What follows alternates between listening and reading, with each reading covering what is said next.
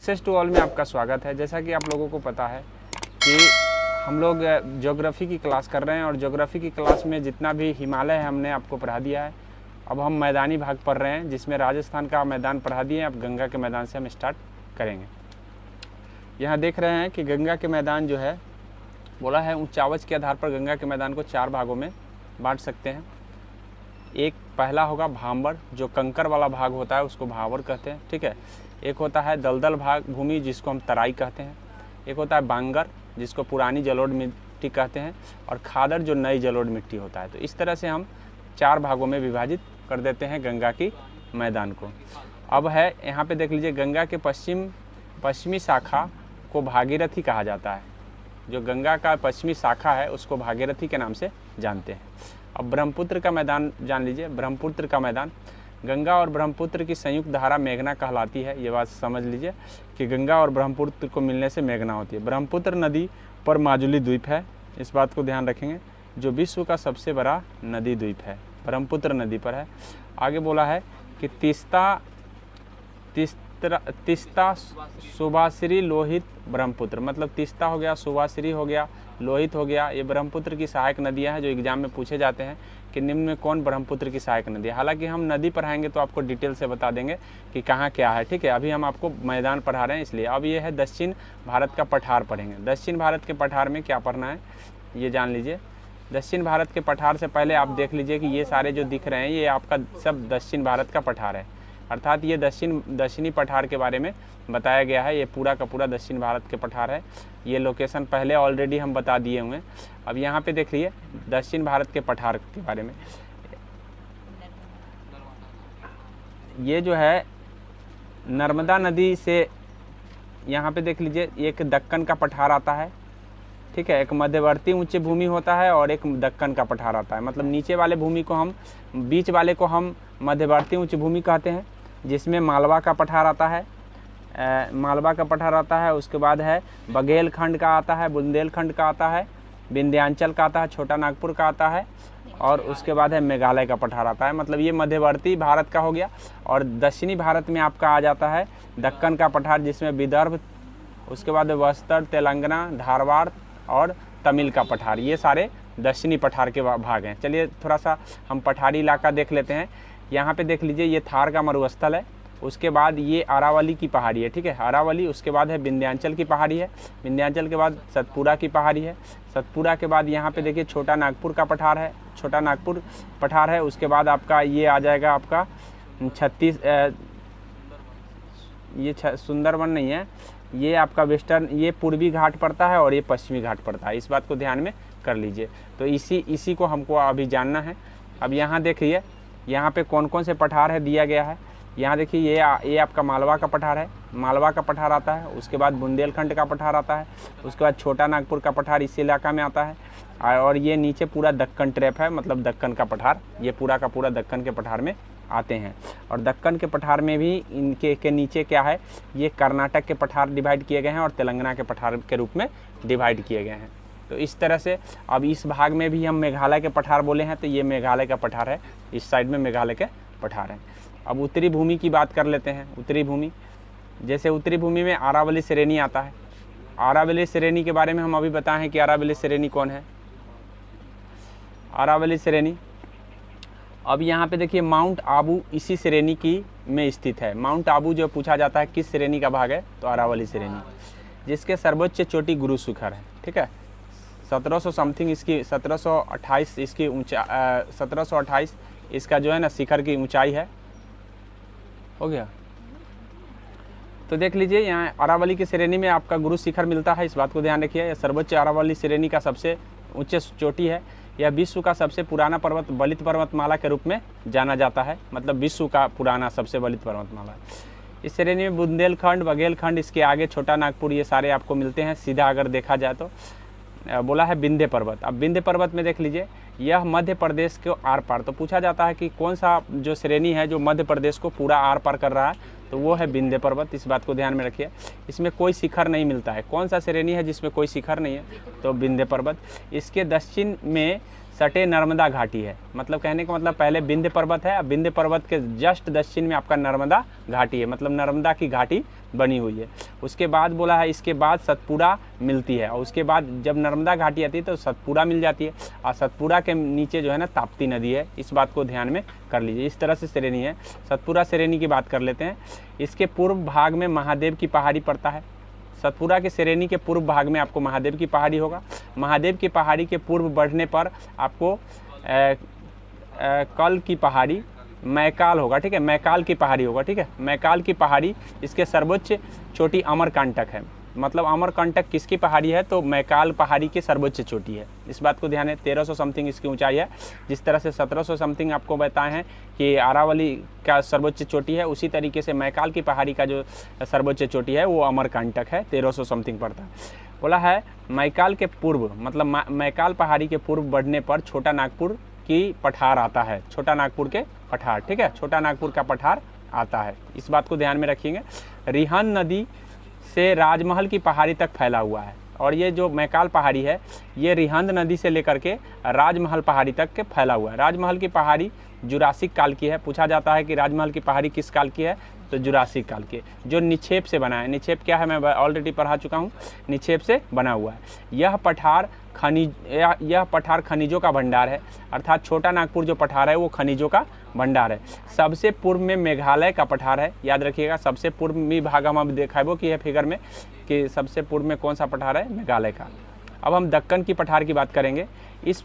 इस पठारी भाग में सतपुड़ा अजंता के पहाड़ है, ठीक है। इस मतलब पठारी भाग में सतपुड़ा और अजंता के पहाड़ भी आए हुए हैं। इस बात को ध्यान कर लीजिए। सतपुड़ा की ऊंची चोटी का नाम धूपगढ़ी है। सतपुड़ा के ऊंची चोटी का नाम धूपगढ़ी है। जैसे हम अभी मैकाल के बताए हैं, मैकाल का, तो मैकाल का अमरकंटक हो गया। अरावली का बताए हैं, अरावली का आपका हो जाएगा गुरु शिखर हो गया। उसी तरीके से सतपुड़ा का जो सर्वोच्च शिखर है उसका नाम है धूपगढ़ी, और यही एग्जाम में पूछे जाते हैं, इसलिए ये सब आपको ध्यान रखना होगा। यह दक्कन का पठार पश्चिमी किनारा भ्रंशन के कारण सीधी और कड़ी दल बनाता है। मतलब भ्रंशन होने के कारण कड़ी दल बन गया है। इसे पश्चिमी घाट के नाम से जानते हैं। मतलब दक्कन के पठार ही पश्चिमी घाट बनाते हैं, ऐसे खड़ा हो गया है, जिसके कारण जो है ना, जिसके कारण इसको हम पश्चिमी घाट के नाम से जानते हैं। दक्कन के पठार ही खड़ा होने के कारण इसको पश्चिमी घाट कहा जाता है। तो इस बात को ध्यान रखिएगा। पश्चिम घाट के कई नाम से जाना जाता है। मतलब पश्चिम घाट को एक नाम नहीं कई नाम से जाना जाता है। यह सावित्री पर्वत, नीलगिरी और यहाँ पर जो है ना सावित्री पर्वत है, नीलगिरी पर्वत है, कार्डेमम की पहाड़ी है, ये सारे का पश्चिमी घाट में पड़ता है। तो पूछा जाता है कि पश्चिमी घाट में कौन कौन पर्वत पड़ते हैं। सावित्री हो गया, नीलगिरी हो गया, कार्डेमम हो गया। सबसे नीचे अगर आप आइएगा तो कार्डेमम ही आपको केरल में मिलेगा। इस तरह से आपको हम अभी फिगर के माध्यम से भी बताएंगे। पश्चिमी घाट का विस्तार नीलगिरी से लेकर कन्याकुमारी तक है। मतलब पश्चिमी घाट कहाँ से कहाँ तक आपको पूछा जाता है, तो नीलगिरी से लेकर के कन्याकुमारी तक है। दक्षिण भारत की सबसे ऊंची चोटी अनाईमुडी है, ठीक है। दक्षिण भारत की सबसे ऊंची चोटी है वो अनाईमुडी है। वो कहाँ पर, किस पहाड़ी में पड़ता है, तो अन्नामलाई पहाड़ी में पड़ता है। तो पहाड़ी का नाम भी याद रखिएगा कि अनाईमुडी किस पहाड़ी में है, अन्नामलाई पहाड़ी में है, ठीक है। यह अन्नामलाई पहाड़ी में है, यहाँ पे लिखा भी है। और पश्चिमी घाट में 3 महत्वपूर्ण दर्रा है, जिसको हम थाल घाट, भोर घाट और पाल घाट के नाम से जानते हैं। इस तरह से पश्चिमी घाट में 3 प्रमुख दर्रे का नाम याद रखिए।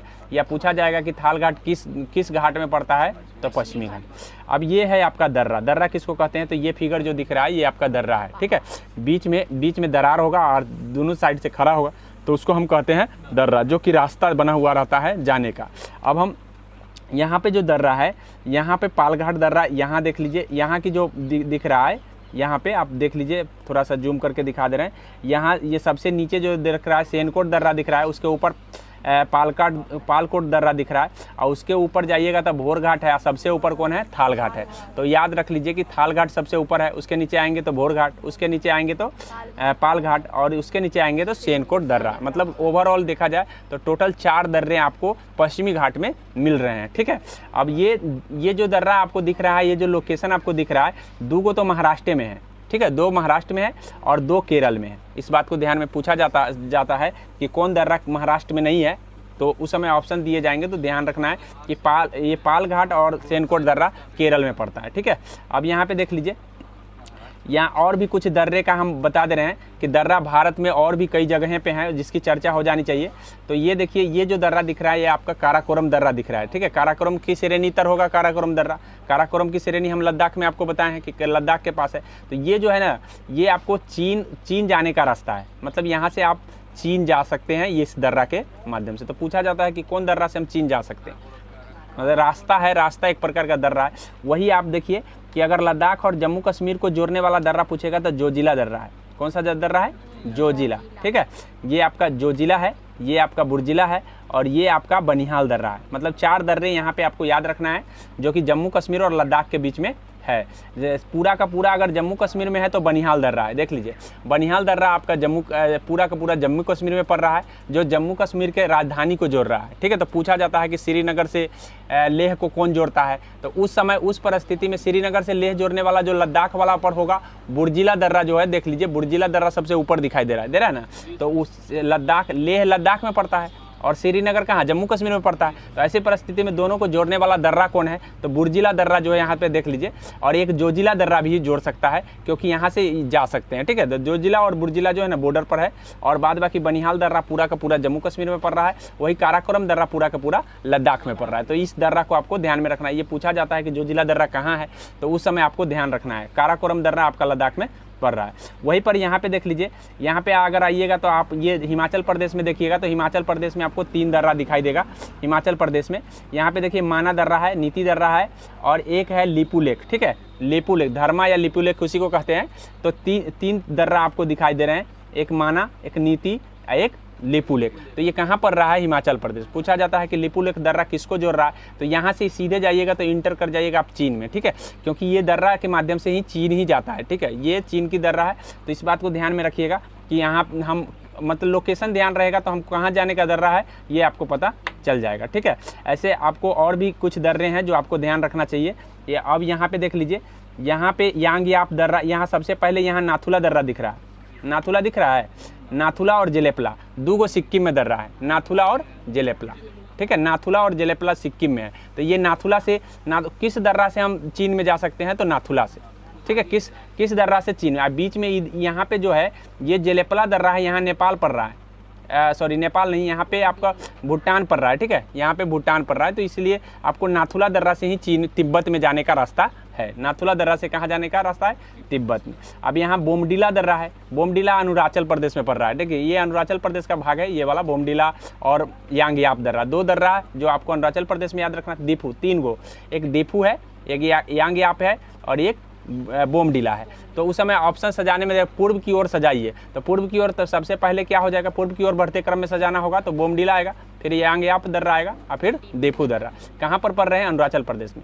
वही अगर सिक्किम में कितने दर्रे हैं? तो नाथुला और जोजिला। अब एक दर्रा और आपको यहाँ रखना है, तुजू दर्रा, जो कि मणिपुर में पड़ता है।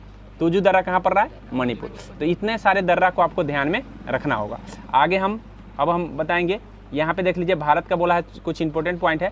भारत का सबसे बड़ा पठार है वो दक्कन का पठार है, और सबसे ऊंचा पठार है लद्दाख का पठार है, और सर्वाधिक कोयले वाला जो पठार है वो छोटा नागपुर का पठार है, जो खनिजों का भंडार कहा गया। और सर्वाधिक खनिज धारवाड़ में मिलता है, ठीक है। सर्वाधिक खनिज कहाँ मिलता है? धारवाड़ चट्टान, जो कि कर्नाटक में पड़ते हैं। तो इस बात को ध्यान में,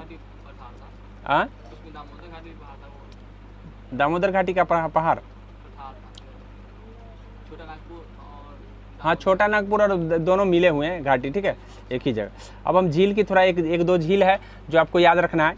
कौन सा? एक कोल्डेरा झील है जो ज्वालामुखी से बना हुआ है, ठीक है। एक क्रेटर झील है जो उल्का पिंड से बना हुआ है। तो पूछा जाता है कि क्रेटर झील किससे बना हुआ है? तो उल्का पिंड से, ठीक है। क्रेटर झील उल्का पिंड वाला झील है, वही कोल्डेरा झील जो है ना ज्वालामुखी से निर्मित है। तो ये दोनों झील को याद रखेंगे। अब हम भारतीय मरुस्थल पढ़ेंगे। भारतीय मरुस्थल को देख लीजिए। भारतीय मरुस्थल में है थार मरुस्थल, जो है ना प्रसिद्ध मरुस्थल है। इसकी जो लंबाई है वो 644 किलोमीटर है और चौड़ाई जो है ना 160 किलोमीटर। मतलब लंबा अगर चले जाइए तो 644 किलोमीटर दूर जाना पड़ेगा, अगर चौड़ा चले जाइए तो आप चले जाइए क्या 160 किलोमीटर दूर, तब तहाँ तक आपको थार मरुस्थल मिलेंगे। भारत के पश्चिमोत्तर भाग में है। किस भाग में है? पश्चिम उत्तर। मतलब कहने का मतलब है कि पश्चिम उत्तर ये होता है आपका, डायरेक्शन के हिसाब से अगर देखा जाए तो पश्चिम उत्तर ये होता है, ठीक है। तो इस तरह से ध्यान में कर लीजिए। अब भारतीय द्वीप समूह, भारतीय द्वीप समूह की चर्चा करेंगे। देख लीजिए, भारतीय द्वीप समूह में अंडमान निकोबार बंगाल की खाड़ी में है। अंडमान निकोबार कहाँ है? बंगाल की खाड़ी में। ठीक है, बंगाल की खाड़ी में पूछा जाता है अंडमान निकोबार कहाँ है, तो बंगाल की खाड़ी में। लक्षद्वीप अरब सागर में है, स्थित है। लक्षद्वीप कहाँ है? अरब सागर। न्यूमोर द्वीप कहाँ है? तो आप बंगाल ही की खाड़ी में आपका न्यूमोर द्वीप है। बंगाल की खाड़ी में टोटल 572 द्वीप है, इस बात को ध्यान रखिएगा। वही लक्षद्वीप में मतलब वहाँ पे पूछेगा कि अरब सागर में टोटल कितने द्वीप है, तो वहाँ पे मतलब लक्षद्वीप समूह है, उसमें कितने द्वीप पड़ रहे हैं, तो 36 को द्वीप पड़ रहे हैं, याद रखिएगा। लक्षद्वीप एक समूह है, लेकिन उसमें कितने द्वीपों को मिला के है, तो 36 द्वीपों, इस बात को ध्यान रखेंगे। भारत का एकमात्र सक्रिय ज्वालामुखी अंडमान निकोबार, भारत का एक मतलब अंडमान और निकोबार द्वीप समूह में है, जो कि बैरन द्वीप है। कौन है? बैरन द्वीप। मात्र एक ही मतलब सक्रिय ज्वालामुखी उससे निकलता है। कौन सा ज्वालामुखी है? सक्रिय। बैरन द्वीप को आप याद रखिएगा, बैरन द्वीप पर पड़ता है सक्रिय ज्वालामुखी। बोला है उत्तरी द्वीप समूह को अंडमान कहते हैं और दक्षिणी को निकोबार कहते हैं। ठीक है, दो भाग में हम इसको डिवाइड कर सकते हैं, उत्तर वाले को अंडमान और नीचे वाले को निकोबार। लक्षद्वीप परवाल से बना है, परवाल भित्ति होगा। ठीक है, परवाल हाँ निक्षेप से बना हुआ है लक्षद्वीप, इस बात को ध्यान में रखिएगा। ठीक है, मूंगा चट्टान होता है ये मूंगा चट्टान जो जितने भी होते हैं सब किसके बने होते हैं? परवाल के बने होते हैं। ठीक है, इस द्वीप में पिटली पक्षी अभयारण्य है। इस द्वीप में कौन सा अभयारण्य है? मतलब लक्षद्वीप में आपका पिटली पक्षी अभयारण्य है, इस बात को ध्यान में। अब हम भारत की नदियाँ को बताएंगे कि भारत की नदियाँ, ठीक है, भारत की नदियाँ में यहाँ पे देख लीजिए, हिमालय की नदियाँ होती है और प्रायद्वीपीय भारत की नदियाँ, मतलब दो भागों में डिवाइड करके पढ़ते हैं, हिमालय की नदियाँ और प्रायद्वीपीय भारत की नदियाँ। प्रायद्वीपीय भारत में आपको ध्यान रखना है कि सिंधु नदी है, हिमालय नदी में सिंधु नदी है, ब्रह्मपुत्र नदी है और गंगा नदी है। ठीक है, ये तीनों तंत्र बनाती है, तो ये हिमालय की नदियाँ हैं। और वही प्रायद्वीपीय नदी में आपका आ जाएगा मध्य भारत की और दक्षिण भारत की नदियाँ, जितने भी नदी हैं वो मध्य भारत की नदियाँ हैं। नदी तंत्र का मतलब होता है जो नदी बनाता है, अपना तंत्र जाल बनाता है, उसी को नदी का तंत्र कहते हैं। अब यहाँ देख लीजिए, यहाँ पे बोला है सिंधु नदी तंत्र। कौन सा है? सिंधु नदी तंत्र।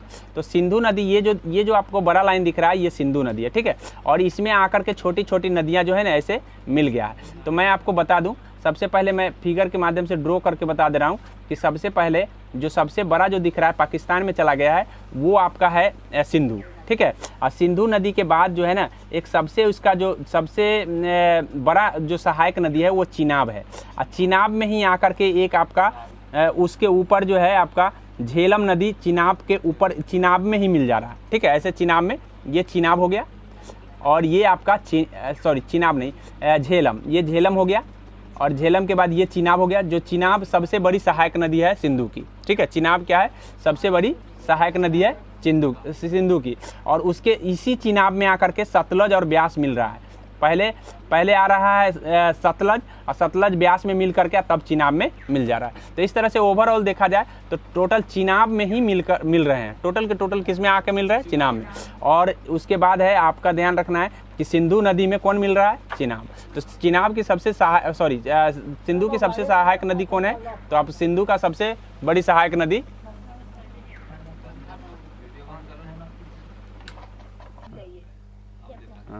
देख लीजिए, सब चिनाब में कौन आ रहा है? मिल रहा है, चिनाब में मिल रहा है झेलम और रावी। ठीक है, और उसके बाद लास्ट में जाकर के कौन मिल रहा है? ये यहाँ से देखिए, यहाँ से सतलुज चला है, यहाँ से, और मानसरोवर से सतलुज चला है, सतलुज जाकर के ब्यास में मिल गया है, और ब्यास में मिलने के बाद ब्यास जाके कहाँ मिल गया है? ठीक है, कैसे मतलब ये दोनों की धारा मिल करके जाकर के चेनाब में मिल गया। तो ओवरऑल देखा जाए तो चेनाब ही जा रही है जो सिंधु में मिल रही है। तो इस बात को ध्यान में आप रखेंगे। वहाँ पे पूछा जाता है कि सिंधु की सबसे बड़ी सहायक नदी कौन है? तो चेनाब है।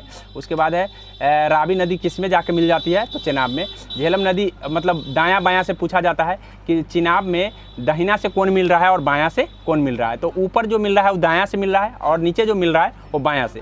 तो झेलम जो है ना दाहिना से मिल रहा है और ये जो रावी है वो बायां से मिल रहा है। तो सारे के सारे बाएं से मिल रहे हैं, बस सिर्फ झेलम है जो चिनाब में, ठीक है, अब ये बात को ध्यान में आप रखेंगे।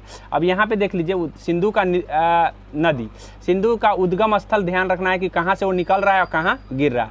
जहाँ गिरता है उसको मुहाना कहते हैं और जहाँ से निकलता है उसको क्या कहते हैं, हाँ, तो ये उद्गम स्थल हम उसी को कहते हैं, उद्गम जहाँ से निकल रहा है और मुहाना जहाँ गिर रहा है। तो मानसरोवर झील से वो निकल रहा है और अरब सागर में गिर रहा है, ठीक है। इस कौन, सिंधु नदी। उसके बाद है इसके सहायक नदियाँ कौन कौन है, तो झेलम है, चिनाब है, रावी है, ब्यास है और सतलुज है। ये सारी चीज़ हमने आपको बता ही दिया है। बोला है सिंधु नदी 3 देश से होकर बहती है, इस बात को भी ध्यान रखिएगा, ठीक है। 3 देशों से होकर के बहती है। चीन से आती है, भारत में प्रवेश करती है और भारत के लद्दाख क्षेत्र में इंटर करती है और लद्दाख क्षेत्र से इंटर करके पाकिस्तान में वहाँ जाके जाती है और बंगाल के अरब सागर में गिर जाती है। कहाँ जाती है, अरब सागर, ठीक है। तो इस तरह से आपको बात ध्यान रखना है। सिंधु नदी के बारे में और कुछ याद रखना है कि एक बार समझौता हुआ था 1960 में भारत और चीन के बीच सिंधु नदी के लेकर के। कहा है कि उस डर लगा उसको कि कहीं भारत इस पानी को रोक देगा तो हमारा तो मतलब खटिया खरा, मतलब पूरा का पूरा अगर कहीं देन है तो सिंधु नदी का देन है पाकिस्तान। कहा जाता है सिंधु नदी का देन कौन है, पाकिस्तान। क्यों, क्योंकि अगर सिंधु नदी के पानी रोक दिया जाए तो पाकिस्तान मर जाएगा सूखा से, ठीक है। तो इसीलिए ध्यान रखिए सिंधु नदी का देन कौन है, पाकिस्तान। तो भारत जो है, याद रखिएगा कि भारत और इसके बीच, भारत और पाकिस्तान के बीच जो है ना समझौता हुआ। बोला कि ऐसा करते हैं कि सिंधु, झेलम और चिनाब के नदी जो है ना पाकिस्तान के लिए रहेगा, ठीक है। 80% भाग जो है ना पाकिस्तान यूज करेगा, 20% कौन करेगा, भारत। उसी तरीके से यहाँ पे बोला है रावी, सतलज और ब्यास का 80% भाग कौन करेगा, भारत करेगा और 20% कौन करेगा, पाकिस्तान। ये समझौता 1960 में हुआ है। तो ये सिंधु जल समझौता कभी कभी पूछ दिया जाता है, तो आपको ध्यान में रखना है 1960। अब हम इस बात को समझ में आ गया होगा। चिनाब नदी के बारे में बात करेंगे कि चिनाब नदी कहाँ से निकल रहा है, तो बारालाचा दर्रा है, ठीक है, जो कि वहाँ से निकल रहा है चिनाब। और कहाँ गिर रहा है, सिंधु में गिर रहा है, तो पहले बता चुके हैं। और चिनाब को हम चंद्रभागा नदी के नाम से जानते हैं। क्यों, क्योंकि एक चंद्रा नदी और एक भागा नदी दोनों आके एक जगह मिलता है तो उसका नाम चिनाब पड़ जाता है, ठीक है। चंद्रभागा नदी के नाम से जाना जाता है। तो इस बात को ध्यान में रखेंगे कि चंद्रभागा नदी कौन है और किसके मिलने से बना है, चंद्रा और भागा, ठीक है। कि संयुक्त धारा को हम चिनाब कह रहे हैं। अब चिनाब सिंधु नदी की सबसे सहायक नदी है, ये भी हम ऑलरेडी पहले बता चुके हैं आपको, ठीक है। हिमाचल प्रदेश में ये बोला है कि हिमाचल प्रदेश में चिनाब नदी को चंद्रभागा के नाम से जाना जाता है। हिमाचल प्रदेश में चिनाब को किस नाम से जाना जाता है, चंद्रभागा, ठीक है। तो इस बात को ध्यान में कर लीजिए। अब हम और भी सहायक नदियाँ, झेलम की बात कर लेते हैं। झेलम बेरीनाग से निकलता है, चिनाब में गिर जाता है। बेरीनाग से निकला, चिनाब में गिरा, ठीक है। जो है श्रीनगर झेलम नदी के तट पर ही बसा हुआ है, इस बात को ध्यान में कर लीजिए। उसके बाद है रावी, कहाँ से निकला, रोहतांग दर्रा से। हिमाचल प्रदेश में रोहतांग दर्रा पड़ता है, रोहतांग दर्रा से निकला और चिनाब में जाके गिर गया, ठीक है। तो ये लाहौर रावी नदी के तट पर ही है, नदी के तट पर है। लाहौर शहर जो है ना किस नदी पर है, रावी नदी। उसके बाद सतलुज नहीं दिखाई दे रहा, तो थोड़ा आगे करो,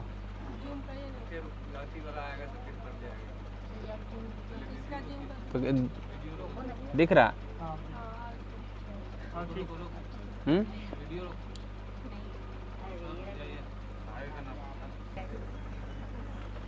चलिए देख लीजिए। झेलम नदी जो है कहाँ, बेरीनाग इसका उद्गम है और चिनाब में गिरता है, इस बात को ध्यान कर लीजिए। श्रीनगर इसके तट पर है। रावी नदी, रावी रोहतांग दर्रा से निकलकर चिनाब में गिर गया है, ठीक है। लाहौर इसके तट पर है। उसके बाद सतलुज जो है आपका राकास ताल से निकल रहा है, ठीक है। राकास ताल मानसरोवर झील जो है ना, दो मानसरोवर से 2 नदी निकल रही है, एक सिंधु, ठीक है, एक सिंधु और एक सतलुज। दोनों ऐसे से नाम है, इस बात को ध्यान में कर लीजिए, ठीक है। हाँ, सिंधु और सतलुज कहाँ से, राकास ताल से निकल रहा है मानसरोवर झील से, ठीक है, और चिनाब में जाकर के गिर रहा। वही बोला है भाखड़ा बांध सतलज नदी पर बना हुआ है, इस बात को ध्यान में कर लीजिए। वही अगर हम बात करें ब्यास की, तो ब्यास जो है रोहतांग दर्रा से निकल रहा है। कहाँ से निकल रहा है, रोहतांग दर्रा हिमाचल प्रदेश में पड़ता है, तो रोहतांग दर्रा से निकल रहा है। और इस पर इंदिरा गांधी हरिके बराज इसी पर है, ठीक है, हरिके बराज। और सतलुज और ब्यास के संगम पर बना हुआ है आपका इंदिरा गांधी नहर। सतलुज और ब्यास के संगम पर कौन बना हुआ है, इंदिरा गांधी नहर। तो इस बात को ध्यान है। अब हम ब्रह्मपुत्र नदी तंत्र की बात करेंगे, दिख रहा है ना, ब्रह्मपुत्र नदी तंत्र की बात करेंगे। देखिए ब्रह्मपुत्र जहाँ से निकला था, यहाँ तिब्बत है, ठीक है, तिब्बती इलाका है। तो इस साइड चल गया उसको हम सिंधु कह रहे हैं, और इस साइड आ गया उसको हम ब्रह्मपुत्र कह रहे हैं। मतलब कहने का मतलब है तिब्बती इलाका से ही एक साइड चल जा रहा है सिंधु और एक साइड चल जा रहा है यहाँ, इसीलिए इसका हिमालय नदी के नाम से जानते, मतलब सब हिमालय से ही निकल रहे हैं। तो अब हम ब्रह्मपुत्र की बात करेंगे कि भाई ब्रह्मपुत्र का जो धारा है किस तरह से चल रहा है। ये ब्रह्मपुत्र नदी यहाँ से आकर के भारत में इंटर करता है, और भारत में इंटर करने के बाद बांग्लादेश में इंटर कर जाता है। इस तरह से आप देख सकते हैं कि ये भी 3 देशों से मतलब चल रहा है, ठीक है, 3 देशों में बह रहा है। अब लास्ट में आकर के बंगाल की खाड़ी में गिर जा रहा है, और वो अरब सागर में गिर रहा था, इस बात को ध्यान में कर लीजिए। अब हम यहाँ पे बात कर लेंगे कि ये जो है इसमें नदी जो है आपको ध्यान देना है कि यहाँ पे तिब्बत दिखाई दे रहा होगा और यहाँ पे बांग्लादेश दिखाई दे रहा होगा, ठीक है। और इसको पढ़ लीजिए, यहाँ बोला है कि ब्रह्मपुत्र नदी की तिब्बत के मानसरोवर झील के पास से निकलती है। ये भी मानसरोवर झील के पास से निकलती है, वो भी मानसरोवर झील के पास से निकल रहा था, इस बात को ध्यान में कर लीजिए। और उसके बाद है कि यह नदी 3 देशों से, भारत, चीन हो गया, भारत हो गया और बांग्लादेश, ठीक है, 2900 किलोमीटर ओवरऑल चल रहा है। कितना? 2900 किलोमीटर। भारत की सबसे चौड़ी नदी के रूप में ये जानी जाती है, मतलब सबसे चौड़ा, मतलब मुहाना बनाता है ये। और ब्रह्मपुत्र नदी का अन्य नाम भी है, क्या क्या नाम है? यारलुंग सांगपो। तिब्बत में हम इसको यारलुंग सांगपो कहते हैं, ब्रह्मपुत्र को यारलुंग सांगपो। वही अरुणाचल प्रदेश में जब प्रवेश करता है तो इसका नाम दिहांग पड़ जाता है, और उसके बाद असम में आता है तो इसका नाम ब्रह्मपुत्र पड़ता है। तो कहा जाता है कि ब्रह्मपुत्र को हम कहाँ पे ब्रह्मपुत्र नाम देते हैं?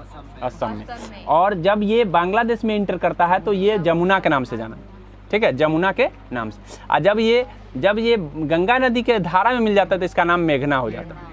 तो इस बात को ध्यान में कर लीजिए, इसका कई नामों से जाना जा रहा है। मेघना किसकी धारा है? तो गंगा और ब्रह्मपुत्र की। तो ये ध्यान में कर लीजिए। ऐसे इसका अकेला नाम 1 2 3 4 है, ठीक है, 4 नाम है जो जाना जा रहा है। यह सबसे पहले तिब्बत से निकला तो यारलुंग सांगपो, फिर दिहांग अरुणाचल प्रदेश, ठीक है, उसके बाद है ब्रह्मपुत्र, उसके बाद है जमुना, ठीक है, इस बात को ध्यान में कर लीजिए। अब हम ये देख लीजिए, ये ब्रह्मपुत्र का जो है ना जाल है, ब्रह्मपुत्र का जाल, सहायक नदियाँ के जाल है। तो देख लीजिए, सबसे पहले ये दिबांग नदी आकर के इधर से मिल रहा है, तो ये बाएं साइड से मिल रहा है, ये भी बाएं साइड से मिल रहा है, ये भी बाएं साइड से मिल रहा है, ये भी बाएं साइड से। तो पूछा जाता है, आपको ये याद नहीं रखना है कि हाँ बाएं से दाएं से, क्योंकि जब आप पीसीएस के एग्जाम देने जाएंगे तब बाएं दाएं पूछा जाता है, पीसीएस के एग्जाम में। ऐसे आपको जनरल एग्जाम में पूछा जाएगा कि कौन ब्रह्मपुत्र की सहायक है। तो ब्रह्मपुत्र की सहायक आपको फिलहाल लोहित याद रखना, दिबांग, लोहित, धनसिरी और कोपिली, ठीक है, कोपिली। वही तीस्ता है, सांकेश है, मानस है और सुबनसिरी। तो ये ध्यान रखना है आपको, सिर्फ इतना ही बात ध्यान में रखना है। ये सारे ब्रह्मपुत्र की क्या है? सहायक नदी। अब हम गंगा नदी तंत्र को पढ़ेंगे। किसको? गंगा नदी। गंगा नदी ओवरऑल कितना है? 2525 किलोमीटर भारत में बहती है, 2525 किलोमीटर।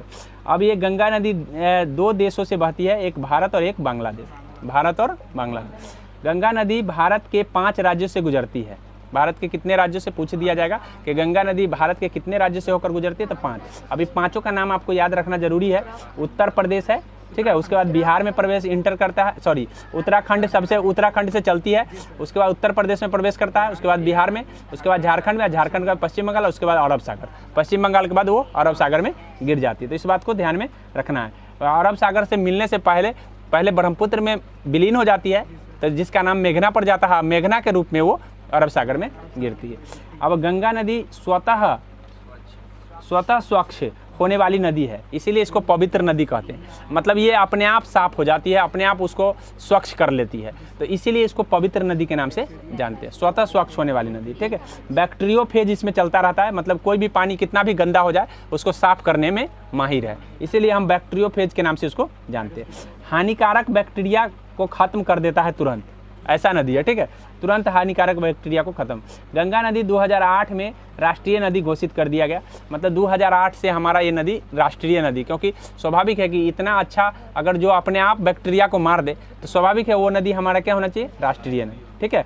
और बिहार सरकार गंगा योजना भी चला रखी, गंगा सफाई योजना चला रखा है, और राष्ट्रीय स्तर पर भी चल रहा है। भारत का राष्ट्रीय जलीय जीव डॉल्फिन इसी में मिलता है। भारत का राष्ट्रीय जलीय जीव है, उस डॉल्फिन नाम है, वो इसी नदी में है।